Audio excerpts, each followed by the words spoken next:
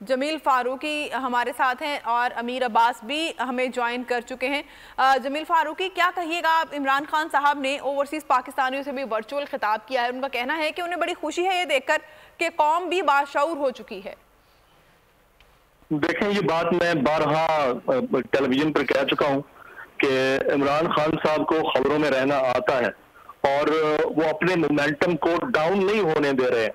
जब से उनकी गवर्नमेंट गई है, बल्कि गवर्नमेंट जाने से तकरीबन 1.5 महीना पहले से उन्होंने इस मोमेंटम को बिल्ड करना शुरू किया, नैरेटिव को बनाना शुरू किया और वो हम अपनी आंखों से अब देखते चले जा रहे हैं।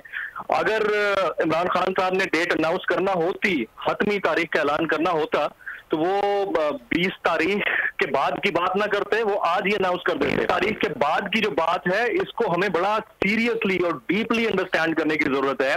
कल फवाद चौधरी साहब ये कह चुके हैं कि ये हुकूमत यानी नौ मुंतखब हुकूमत सिर्फ 20 मई तक की मोहताज है, 20 मई के बाद ये खत्म हो जाएगी। और इमरान खान साहब भी यही कह रहे हैं कि मैं 20 के बाद हतमी तारीख का ऐलान करूंगा। तो something is cooking behind the scene. हमें अंडरस्टैंड करना चाहिए कि जिनको वो दिखाना चाह रहे हैं, बताना चाह रहे हैं, जिनको अंडर प्रेशर लाना चाह रहे हैं, उनको किसी हद तक ले आए हैं। और अगर उनकी बात मान ली जाती है, यानी कबल वक्त इंतखाबात की बात कर मामला तय हो जाते हैं, तो खान साहब इस सारे नैरेटिव को डिफ्यूज करके इंतखाबात की तरफ जाएंगे। तो वो फिर इस्लामाबाद के लॉन्ग मार्च की कॉल की एग्जैक्ट डेट दे देंगे कि किस तारीख को निकलना है लोगों ने। आज उन्होंने ओवरसीज पाकिस्तानियों से खिताब किया। पैसों की उन्हें वैसे कमी नहीं है। नामंजूर.com उनकी अकाउंट है, उनकी वेबसाइट है, उसके ऊपर लोग 10-10 हजार की क्यू में खड़े होकर भी उनको पैसा दे रहे हैं, फंड कर रहे हैं। इसके अलावा उनको हैमर करने की जरूरत थी, वो हैमर कर रहे हैं।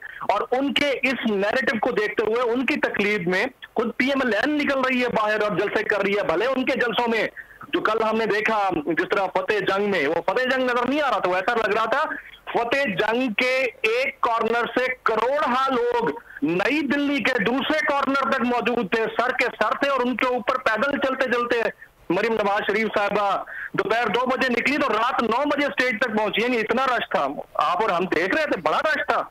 तो ये हमें अंदाजा कर लेना चाहिए कि खान साहब अगर ट्विटर पर बैठकर 1,65,000 लोग खड़े कर सकते हैं, तो जर्मनी, जापान, कनाडा में लाइव अपने कारकुनान से खिताब करते हुए उनको कॉन्फिडेंस में ले सकते हैं। तो इस नैरेटिव तक पहुंचने के लिए दीगर जमातें, जो 11 जमातों का इत्तेहाद है, यानी PDM की मैं बात कर रहा हूं, उनको उनके उस लेवल तक पहुंचने के लिए पब्लिक में नैरेटिव बिल्ड करने की सलाहियत पैदा करने के लिए अपने आप को बदलना होगा।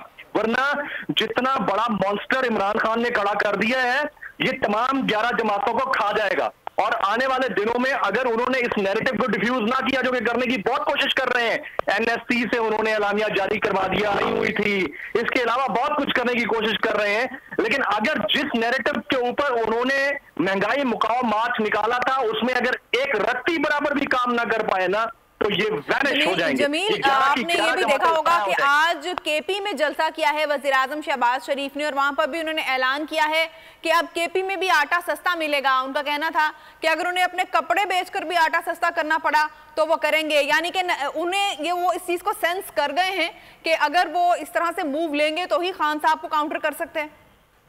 महविश, आप जो बात कर रही है ना कि आटा सस्ता दिलाएंगे, ये 1970 से अवाम के साथ मजाक हो रहा है। 1970 से, 1970 की दिहाई में भी शहीद जुल्फिकार अली भुट्टो ने नारा लगाया था रोटी कपड़ा मकान का। उस वक्त से लेकर आज तक कोई सस्ता नहीं दिला सका पब्लिक को आज तक कोई सस्ता नहीं दिला सका।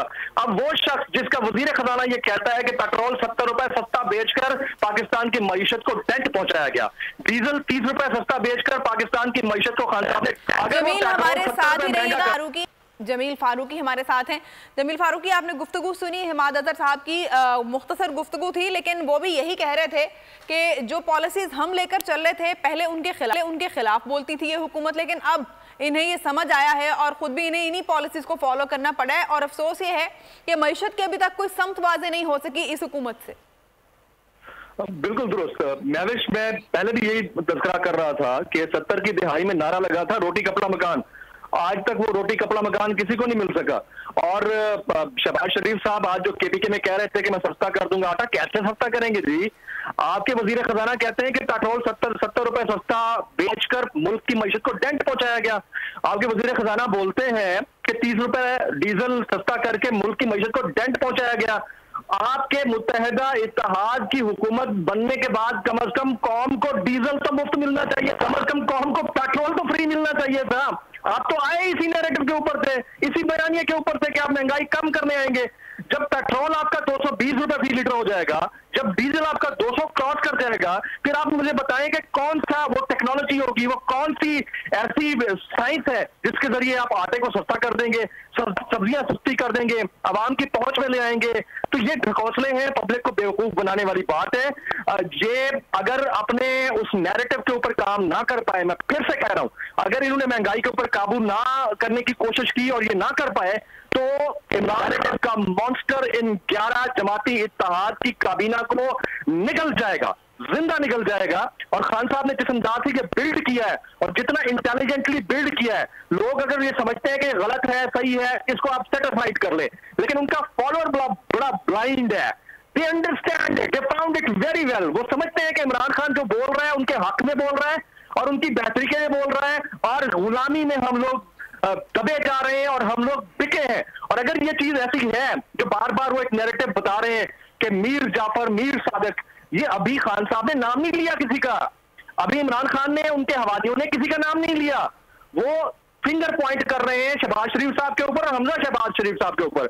अगर कल को उन्होंने ये नाम ले दिया कि कौन है मीर जाफर और मीर सादिक, और अगर 20 तारीख से पहले ले दिया तो इनके फटे चुके जाने हैं। तो 20 तारीख की जो बात है ना, वो इसीलिए जिनको मनवाना है उनके सामने मुद्दा रखा जाए। और मैं आपके सामने एक बात शेयर कर रहा हूं, पब्लिक भी सुन रही है, कि जिन हलकों से गलती हुई है वो अपनी गलती सुधारने की भरपूर कोशिश कर रहे हैं और कबल वक्त इंतखाबात के हवाले से सोचा जा रहा है। ये 20 तारीख या 22 तारीख तक चीजें खुलकर हमारे सामने आ जाएंगी। हमारी भी बड़ी अब उठना बैठना ऐसी जगहों के ऊपर लोगों से बात हो रही है, क्योंकि ये डेमोक्रेसी नहीं है। This is first time in the history of democratic world जिसमें मुल्क का वजीर आजम अपने आप को खादिम पाकिस्तान है और एक सूबे का वजीर आला उनका साहबजादा है। ये डेमोक्रेसी है? ये तो मुनार्की है, ये किंगडम है, ये बादशाहत है। ये बादशाहत ये सल्तनत में होता है, ये डेमोक्रेसी के अंदर नहीं होता। तो पाकिस्तान के अंदर जो होता है, अगर आपने खान साहब को हटाना था तो उनसे बेहतर बंदा ले आते, किसी ऐरे गैरे माजे नत्थू खैरे को उठाकर बना देते वजीर आजम, शायद इतना क्रिटिसिज्म ना होता।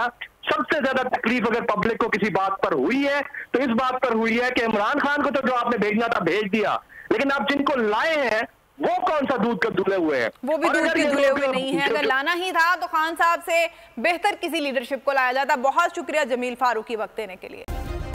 सब्सक्राइब करें और बेल दबाएं ताकि कोई खबर रह न जाए।